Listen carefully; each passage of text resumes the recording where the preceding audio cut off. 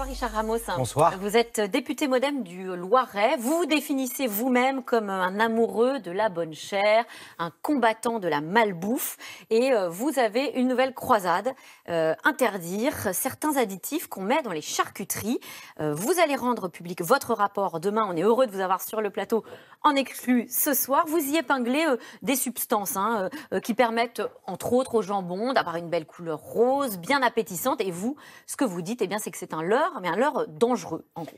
Oui, notre mission, c'est simplement dire aux consommateurs et aux Français, quand il y a du sel nitrité dans la charcuterie française, il y a un risque de cancer colorectal.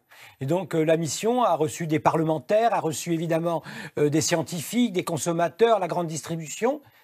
Et notre conclusion est simple, la charcuterie, quand il y a du sel nitrité dedans, ça tue les Français et les Françaises. Manger du jambon, ça peut tuer carrément ? Oui. Aujourd'hui, manger du jambon quand il y a du sel nitrité dedans, eh bien, on a un risque de cancer colorectal. C'est-à-dire qu'à partir de 50 grammes de charcuterie par jour, eh bien, vous avez la possibilité, il y a entre 1500 et 5000 morts par an qui est due à ça. Et donc, on sait aujourd'hui, c'est avéré, c'est pas probable, que le sel nitrité dans la charcuterie, ça peut tuer les Français et que ça en tue chaque année. Oui, c'est ça. Ce que vous dites, c'est pas cancérogène probable. Là, pour le coup, c'est prouvé scientifiquement. C'est prouvé par les scientifiques qui sont venus nous le dire. Alors, les E250, E252, voilà ce qu'on peut retrouver sur les étiquettes. C'est ça. Ben là, on les a tous en ligne. Tous ceux qu'il faut éviter. Tous ceux qu'il faut éviter, c'est exactement ça.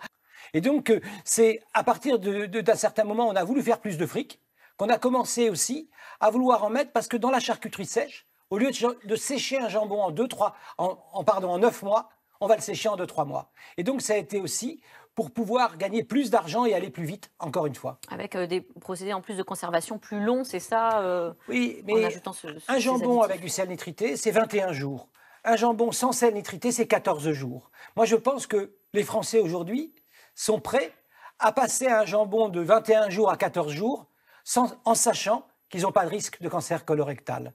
Donc, tout ça, ce sont des habillages pour pouvoir continuer à faire plus de fric sur le dos des pauvres et des pauvres Français. Mais justement, est-ce que du coup, si tout le monde passe à la charcuterie faite un peu différemment, qui se conserve moins longtemps, qui prend un peu plus de temps de fabrication, c'est pas normal, ça va coûter plus cher et du coup, ça crée une alimentation aussi à deux vitesses, comme vous dites. Ah non, parce qu'à partir du moment où vous n'avez pas de sel nitrité, il n'y a qu'une seule alimentation à une vitesse. Oui, mais plus cher du coup. 3 centimes la tranche. C'est pas comme un produit, vous n'avez pas beaucoup d'argent, vous ne pouvez pas manger de caviar. Vous en passez. Mais est-ce que vous pouvez prendre le risque d'avoir un produit à 3 centimes près qui vous donne un cancer colorectal? Donc on n'est pas dans le même cadre. C'est ça, encore une fois, de dire mais les gens ne pourront pas avoir les moyens de se l'acheter. C'est pas la question est-ce que ça tue? Et la réponse aujourd'hui, ça tue. L'application Yuka, vous savez, qui note la qualité des produits qu'on peut acheter dans les supermarchés, a lancé une pétition contre ces sels nitrités, plus de 300 000 signatures, et ils ont été assignés en justice par des industriels.